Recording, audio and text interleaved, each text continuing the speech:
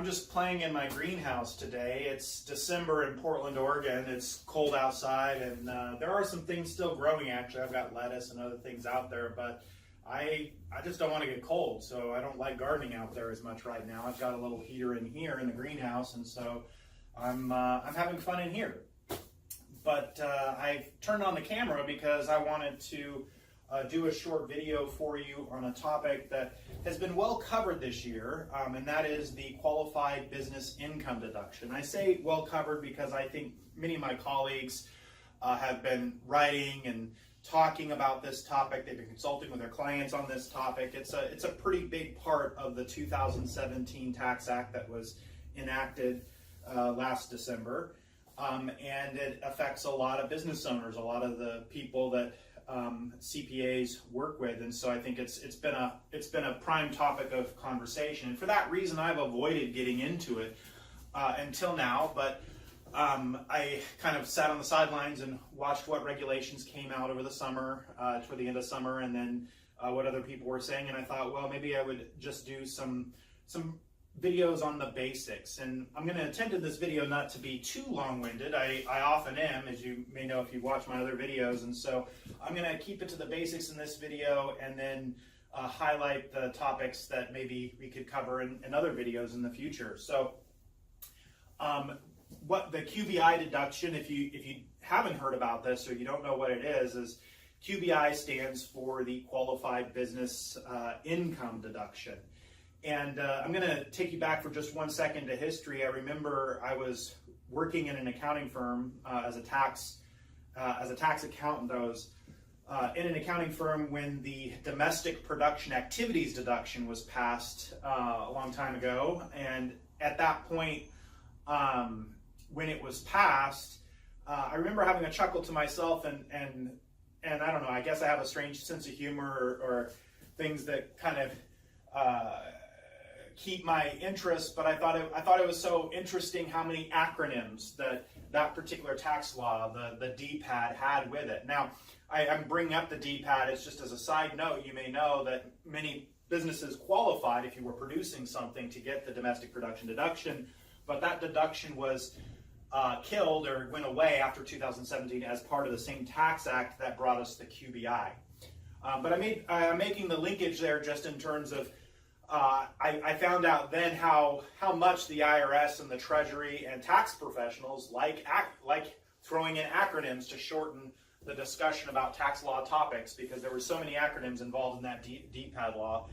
And we have a few fun acronyms today for the QBI law too. So the Qualified Business Income Deduction has its own set of interesting acronyms. So with that said, let's get into what is the Qualified Business Income Deduction. Well, if you have business income as a sole proprietor, or you've got it coming to you, flowing through to you from your ownership in a partnership, or your ownership in an S corporation, or even if it's an estate or trust that has an operating business hitting its tax returns, these are all taxpayers who might take advantage of the QBI deduction. Again, QBI being the Qualified Business Income Deduction. And that deduction is intended to be 20% of the qualified business income. So the idea is you determine what your business income is, and then you get to take 20% off the top of that before you apply your tax rate. So what that essentially does is it lowers the effective tax rate on that qualified business income. So if you're, whatever you think your marginal tax rate is as an individual taxpayer, you're going to pay a lower tax rate on that business income effectively because you're deducting that 20% before you apply the tax rate. And the reason I talk about it in those terms is because one of the intentions of the Qualified Business Income Deduction was to create a little more parity with the tax break that was given to C corporations. So C corporations in the 2017 tax law, their tax rate was reduced to 21%. And so the thought here was, well, we give another kinds of tax break, this 20% QBI deduction, to reduce the effective tax rate on that qualified business income, and maybe that creates more parity. Now, whether it really does create parity or not really depends on the facts and circumstances, and that's why people like me have work to do, because we can help analyze that for a particular business or a particular client to determine, what's really the best structure and how does that work out for them specifically. But that kind of puts it in context, right? What was being intended here. So that is the QBI deduction. Now, as is the case with a lot of tax laws, there are limits, and limits are based on thresholds. And so it turns out that if you are a taxpayer who could get this QBI deduction, but you have income as let's say a joint taxpayer, you're married filing joint, if your income in 2018 is above $315,000, then you could start having limitations to your ability to take this deduction. And likewise, if you aren't filing joint, you're filing single or something else, then your limitation, your threshold, if your income is greater than $157,500, then you would also be subject to this limitation. Now, those thresholds that I'm mentioning, and it's amazing I can remember those right now, so I probably will just reference you to go back to this part of the video to get those thresholds as I'm talking, but those thresholds that I'm mentioning are indexed for inflation, so they will change as the years progress. So the numbers I just gave you here were specific for 2018. So if you're above those amounts, you could be subject to limitations. What kind of limitations? Well, the first limitation, which has been the subject of a lot of discussion this year, has been whether you actually have qualified business income, because you may be, and here's another acronym for us, you may be an SSTB. What is an SSTB?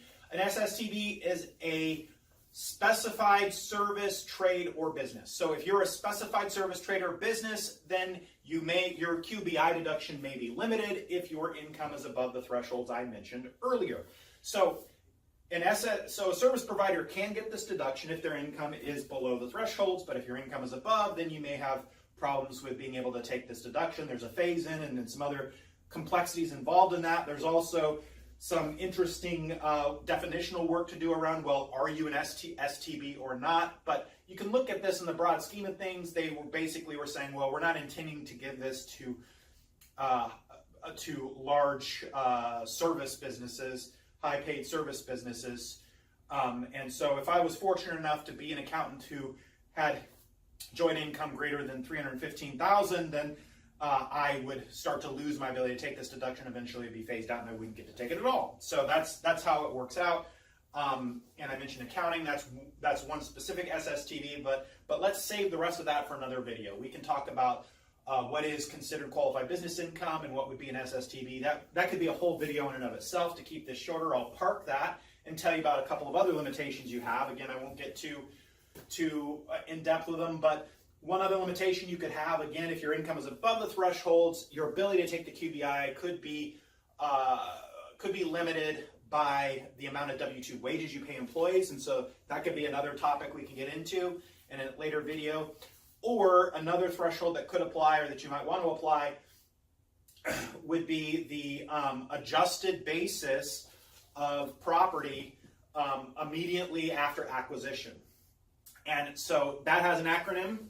That acronym is UBIA, adjusted basis immediately after acquisition, right? So we say that you measure the UBIA of the property of the business, and that can be used in calculating whether you have a limitation or not for your QBI deduction if your income is above the thresholds which I mentioned earlier. So those are some of the basics of it. There's a lot more to say, in terms of looking at the mechanics of exactly how it's calculated. There's interesting things to look at in terms of, well, what if you have multiple businesses? Maybe you get Form K-1s from your ownership in a partnership and an S corporation, and you happen to be a sole proprietorship, and all of that's coming in. How do you look at your QBI deduction then if you're combining lots of things going on? What happens if your QBI is a loss for the year? There's lots of interesting things to talk about or consider with this law, and of course looking deeper at those definitions. What is QBI? What is a specified service, trade, or business? What do we mean by the unadjusted basis immediately before acquisition, the UBIA of property held by the business, and so on. So good stuff for us to talk about here, and I'll say let's plan to do other discussions on this in future videos. I just threw this out here as a general heads up. If you haven't heard about this deduction, here you go. It's an important one of the new Tax Act, something to think about, and stay tuned for some other discussions we can have on this. And yeah, for now, I'm going to get back to playing here in my greenhouse. Thanks, and have a good rest of the day.